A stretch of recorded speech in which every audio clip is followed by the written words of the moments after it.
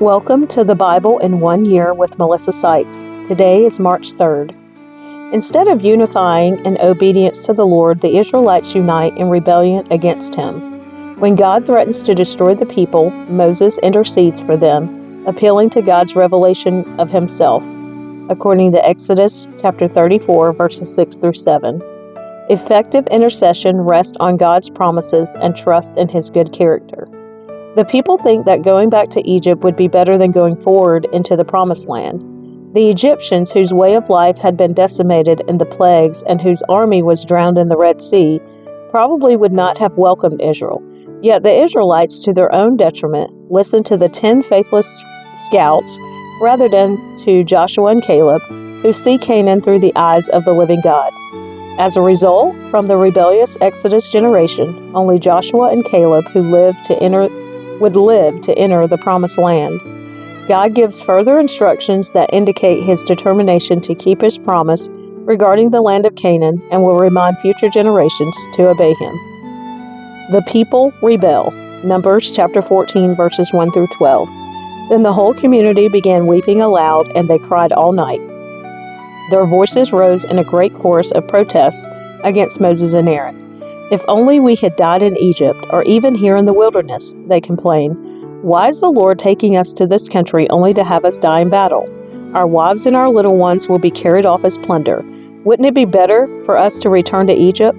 Then they plotted among themselves, "Let's choose a new leader and go back to Egypt." Then Moses and Aaron fell face down on the ground before the whole community of Israel. 2 of the men who had explored the land, Joshua son of Nun and Caleb son of Jephunneh, tore their clothing. They said to all the people of Israel, "The land we traveled through and explored is a wonderful land, and if the Lord is pleased with us, He will bring us safely into that land and give it to us. It is a rich land flowing with milk and honey. Do not rebel against the Lord, and don't be afraid of the people of the land. They are only helpless prey to us. They have no protection, but the Lord is with us. Don't be afraid of them." But the whole community began to talk about stoning Joshua and Caleb. Then the glorious presence of the Lord appeared to all the Israelites at the tabernacle. And the Lord said to Moses, "How long will these people treat me with contempt? Will they never believe me even after all the miraculous signs I have done among them?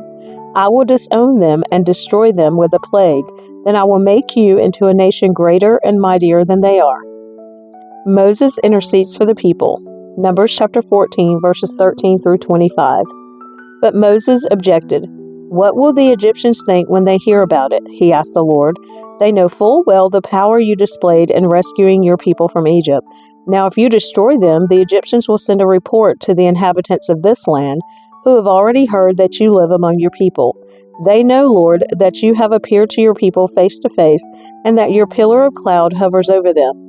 They know that you go before them in the pillar of cloud by day and the pillar of fire by night. Now if you slaughter all these people with a single blow, the nations that have heard of your fame will say, 'The Lord was not able to bring them into the land He swore to give them, so He killed them in the wilderness.' Please, Lord, prove that your power is as great as you have claimed. For you said, 'The Lord is slow to anger and filled with unfailing love, forgiving every kind of sin and rebellion.' But He does not excuse the guilty. He lays the sins of the parents upon their children. The entire family is affected, even children in the 3rd and 4th generations. In keeping with your magnificent, unfailing love, please pardon the sins of this people, just as you have forgiven them ever since they left Egypt." Then the Lord said, "I will pardon them as you have requested. But as surely as I live, and as surely as the earth is filled with the Lord's glory, not one of these people will ever enter that land. They have all seen my glorious presence and the miraculous signs I performed both in Egypt and in the wilderness. But again and again they have tested me by refusing to listen to my voice. They will never even see the land I swore to give their ancestors. None of those who have treated me with contempt will ever see it. But my servant Caleb has a different attitude than the others have. He has remained loyal to me, so I will bring him into the land he explored. His descendants will possess their full share of that land. Now turn around and don't go on toward the land where the Amalekites and Canaanites live. Tomorrow you must set out for the wilderness in the direction of the Red Sea." The Lord punishes the Israelites. Numbers chapter 14, verses 26 through 45. Then the Lord said to Moses and Aaron, "How long must I put up with this wicked community and its complaints about me? Yes, I have heard the complaints the Israelites are making against me. Now tell them this, as surely as I live, declares the Lord, I will do to you the very things I heard you say. You will all drop dead in this wilderness, because you complained against me, every one of you who is 20 years old or older and was included in the registration will die. You will not enter and occupy the land I swore to give you. The only exceptions will be Caleb son of Jephunneh and Joshua son of Nun. You said your children would be carried off as plunder. Well, I will bring them safely into the land, and they will enjoy what you have despised. But as for you, you will drop dead in this wilderness, and your children will be like shepherds wandering in the wilderness for 40 years. In this way, they will pay for your faithlessness until the last of you lies dead in the wilderness. Because your men explored the land for 40 days, you must wander in the wilderness for 40 years, a year for each day, suffering the consequences of your sins. Then you will discover what it is like to have me for an enemy. I, the Lord, have spoken. I will certainly do these things to every member of the community who has conspired against me. They will be destroyed here in this wilderness, and here they will die." The 10 men Moses had sent to explore the land, the ones who incited rebellion against the Lord with their bad report, were struck dead with a plague before the Lord. Of the 12 who had explored the land, only Joshua and Caleb remained alive.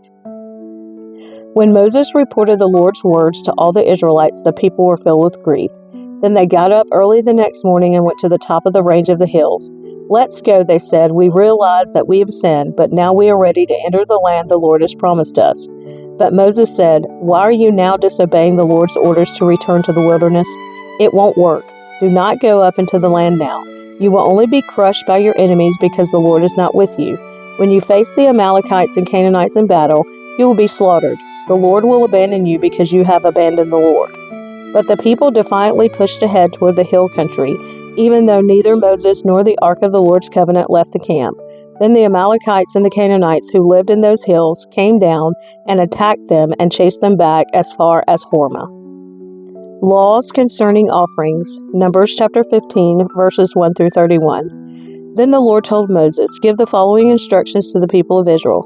When you finally settle in the land I am giving you, you will offer special gifts as a pleasing aroma to the Lord.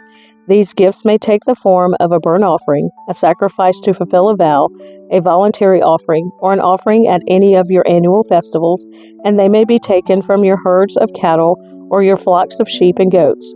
When you present these offerings, you must also give the Lord a grain offering of 2 quarts of choice flour mixed with 1 quart of olive oil.